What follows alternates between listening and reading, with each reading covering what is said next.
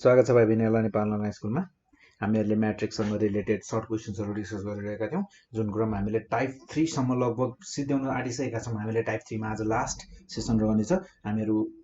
यसपछि भने टाइप 4 को क्वेसनहरू डिस्कस गर्नेछौँ र आजको लागि हामी भने टाइप 3 नै डिस्कस गर्नेछौँ, जसमा हामीहरूको आज भने हामीले 2060 तिर अनि 65, 68, 66 तिर सोधेका क्वेसनहरू लिएका छौँ। जस्तै मैले यहाँ पहिलो क्वेसन लिएको छु र यो क्वेसन हामीहरूलाई 2060 मा रेगुलरमा सोधिएको क्वेसन हो र क्वेसन छ हामीहरूको ए भन्ने म्याट्रिक्स दिएको छ र त्यसलाई भनेको छ यसको इन्भर्स कति हुन्छ, के हुन्छ क्याल्कुलेट गर भनेर भनेको छ हामीहरूलाई question. Then first of all हामीलाई गिभन के छ त्यो लेखौँ। So here given given matrix A is equals to 7 4 3 2। then हामीहरूको यसको डिटर्मिनेन्ट क्याल्कुलेट गरौँ first of all. So determinant of A matrix A भनेको 7 4 3 2 एडी माइनस बिसी यानि कि 14 माइनस 12 यानि कि भनेको हामीहरूको 2। देन यसपछि hence A inverse exists यसलाई लेख्न सक्छौँ हामी। यदि हामीहरूको डिटर्मिनेन्ट चाहिँ 0 आएको भए हामीहरूको A inverse does not exist, can not be exist भनेर लेख्थ्यौँ। तर हामीहरूको यहाँ चाहिँ determinant of A matrix A के छ त नन जेरो छ। So inverse matrix exist. So त्यसै गरी देन हामीहरूको ए इन्भर्स हुन जान्छ 1 determinant of A into adjoint of matrix A. ठिक छ। देन हामीहरूको यहाँ हुने भयो 1/2। ठिक छ। डिटर्मिनेन्ट भनेको हामीहरूको 2 छ र एडजोइन्ट भनेको हामीहरूको हुन जान्छ जस्तै डिए माइनस बिसी हुन्छ। देन हामीहरूको यो भनेको त जस्तै म्याट्रिक्समा हेर्दा हामीहरूको डी भनेको छ 2 र ए भनेको छ 7 र माइनस बी हुने भयो यानि कि -4 माइनस सी यानि कि -3। ठिक छ। देन 2/2 -4/2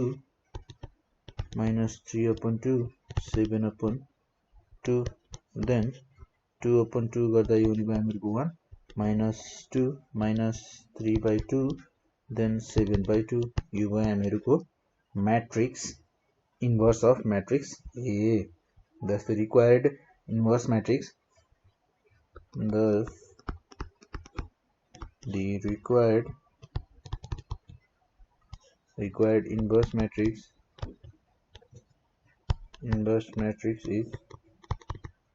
matrix is 1 -2 -3/2 7/2 हामीहरूले यसरी लेख्न सक्छौँ। देन त्यसपछि यहाँ हेरौँ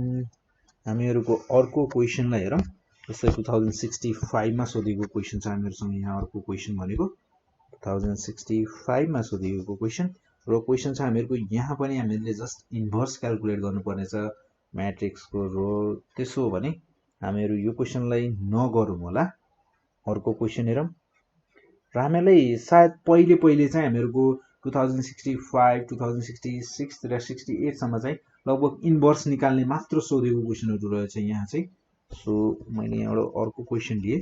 2065 मा सोधेको क्वेसन छ यो पनि फेरि सप्लिमेन्टमा सोधेको क्वेसन रहेछ 65 मा। देन क्वेसन छ हामीहरूको इफ पी भन्ने एउटा म्याट्रिक्स गिभन छ 2 0 3 1 यो भयो हामीहरूको म्याट्रिक्स। देन हामीहरूलाई भनेको छ find the inverse matrix of P. P को इन्भर्स म्याट्रिक्स कति हुन्छ त्यो क्याल्कुलेट गर भनेर भनेको छ। देन हामीहरूको यहाँ here P is equals to छ हामीहरूको 2 0 3 1। देन हामीहरूसँग यसको डिटर्मिनेन्ट भनेको पी को डिटर्मिनेन्ट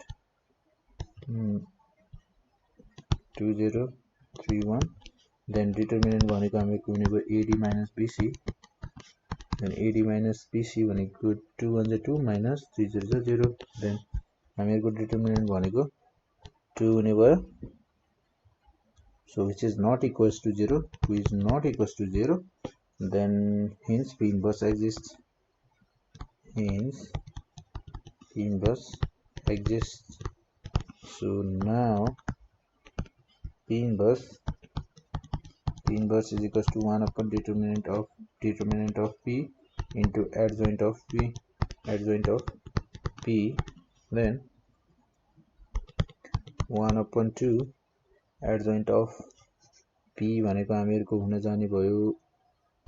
1 0 र त्यसैगरी -3 2 ठीक छ 1 0 -3 2 र हामीहरुको यहाँ हुने भयो 1/2 0/2 then -3/2 then 2/2 so यो हुने भयो हामीहरुको 1/2 0 -3/2 then 1 यो भयो हामीहरुको required inverse matrix of P. Thus the required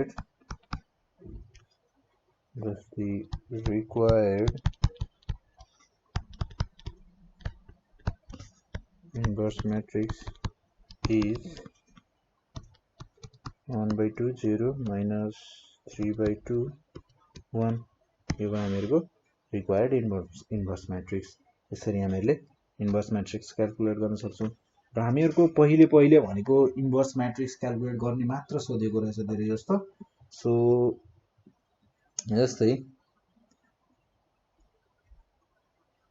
लाई अब जहिले पनि इन्भर्स निकाल्न सोधेको छ हैन अब इन्भर्स हामीहरुले यहाँ हामीहरुलाई जस्तै एउटा इन्भर्स म्याट्रिक्स गिभन छ भने हामीहरुलाई म्याट्रिक्स ए निकाल्नु जस्तै ए इन्भर्स म्याट्रिक्स हामीलाई गिभन छ भने हामीलाई find the value of matrix A भन्यो भने हामीले ए म्याट्रिक्स निकाल्यौं हामीले जस्तै ए इन्भर्स म्याट्रिक्स को पनि ए इन्भर्स म्याट्रिक्स को पनि इन्भर्स हामीले गर्यौं र त्यसरी नगरेर हामीहरूले के पनि गर्न सक्छौं भने हामीहरूले यहाँ गर्न सक्ने भनेको कम्पेयर गरेर पनि गर्न सक्छौं जस्तै हामीहरु यहाँ चाहिँ इन्भर्स म्याट्रिक्स गिभन छ र हामीहरु अर्को म्याट्रिक्स निकाल्छौं जस्तै यो क्वेशनलाई गर्छौं म यो क्वेशन भनेको हामीहरुको पहिले सोधेको क्वेशन रहेछ र यो क्वेशनमा मलाई के भनेको छ भने if inverse matrix A inverse is equals to 1 2 3 4 छ ल यो भयो र find the value of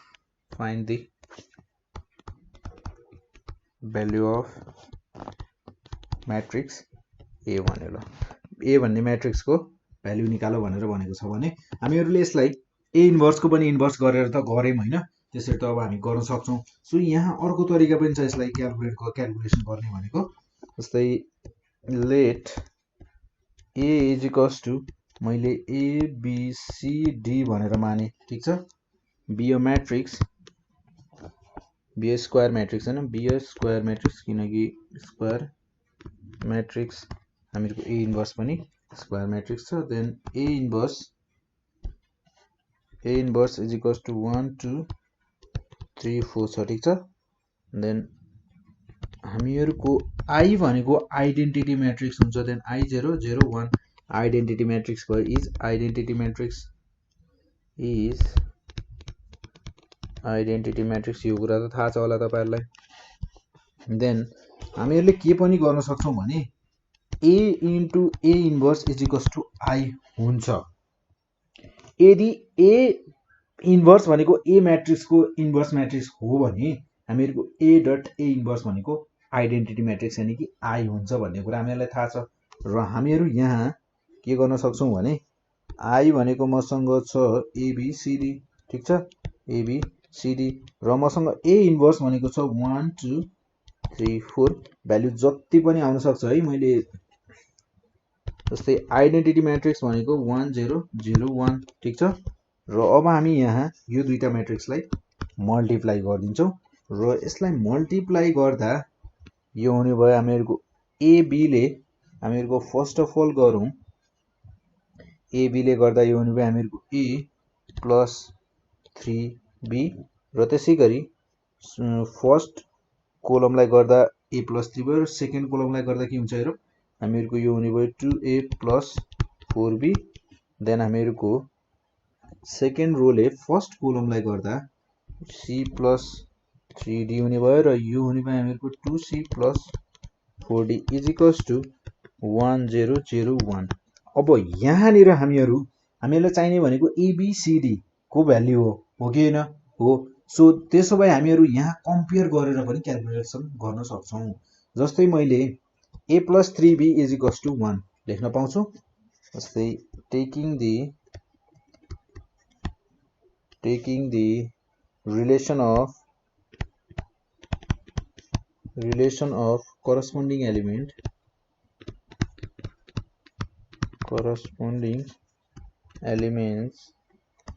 corresponding elements from equal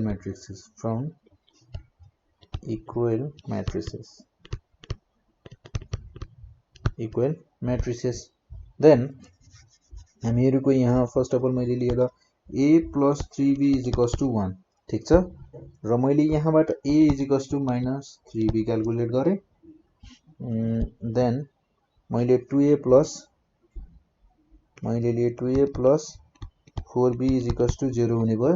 र यहाँ मैले यदि a को भ्यालु पुट गरे भने त्यसले मैले यसलाई इक्वेसन फर्स्ट भने र यदि मैले यहाँ फ्रम फर्स्ट लेखेर टु a को भ्यालु म राख्न सक्छु minus 3b ठीक छ राख्न सक्छु कि सक्दिन त सरी यहाँनिर 1 minus 3b हो है 1 minus 3b राख्न सक्छु then plus 4b is equals to 0 ठीक छ म यहाँबाट अब b को भ्यालु क्याल्कुलेट गर्न सक्छु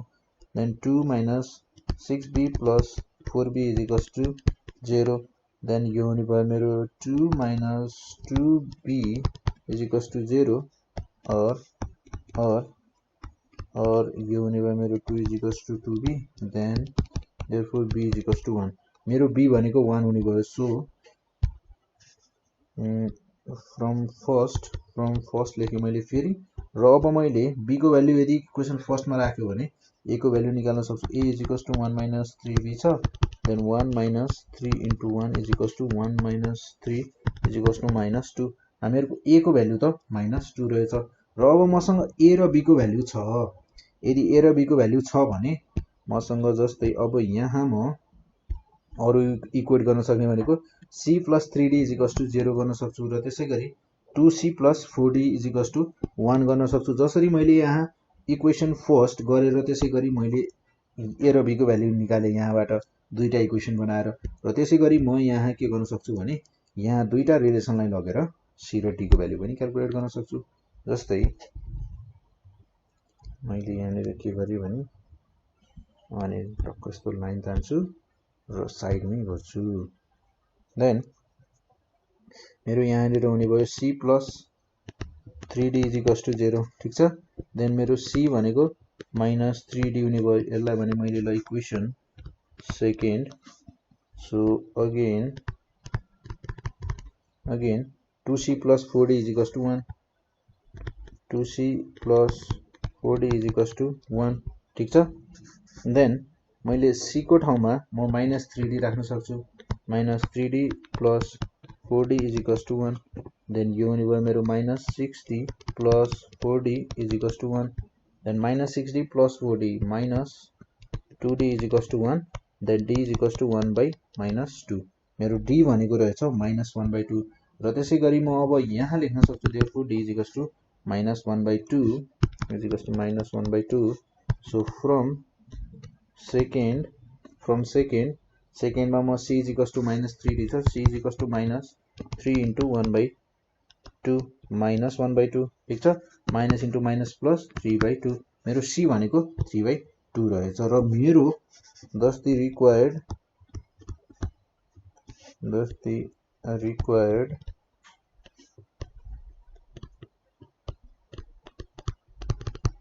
matrix is required matrix भनेको मेरो a b c d हो then is equals to मेरो यहाँ a भनेको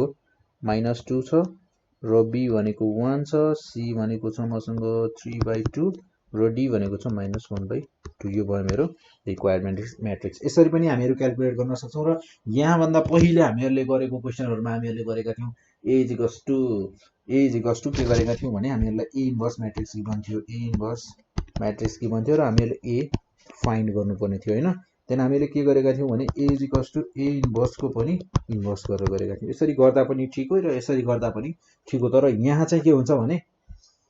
कहिलेकाहीँ अहिले त हामीहरूको भ्याल्युहरू ल ठिक छ होइन गऱ्यौँ, र हामीहरू कहिलेकाहीँ के हुन्छ भने क्यालकुलेसन गर्दाखेरि भ्याल्युहरू मिस्टेक हुनसक्छ। यसमा चाहिँ अलिक बढी चान्सेस हुन्छ मिस्टेक हुने। इक्वेसन बनाएर गर्दा कहीँ एउटा भ्याल्यु छुट्यो भने पनि हामीहरूको पुरै रङ हुन जान्छ। सो त्यसै गरी गर्न चाहिँ हामीहरूको फर्स्टमा हामीले पहिले गरेको मेथड नै सही हो, धेरै नै सही हो त्यो मेथड चाहिँ है। गर्न चाहिँ मेरो रेकमेन्डेसन चाहिँ त्यो मेथड हो। सो